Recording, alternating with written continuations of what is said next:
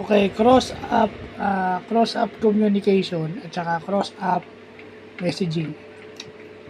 So, yung cross-app communication, yun yung communication between two different apps o two different applications created by the same company or with the same ecosystem. So, halimbawa, yung Messenger, yung Facebook Messenger at saka Facebook Messenger at saka Instagram Messenger. So, since pareho silang under Meta, that is cross-app communication.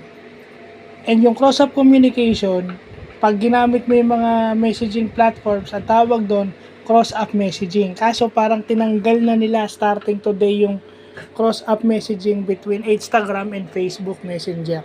Instagram Messenger and Facebook Messenger.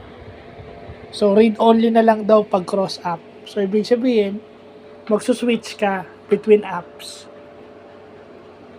Siguro for privacy purposes ngayon lang natin nalaman na ganun pala yan. Ngayon pala lang natin nalaman na ano yan. So, yun lang po.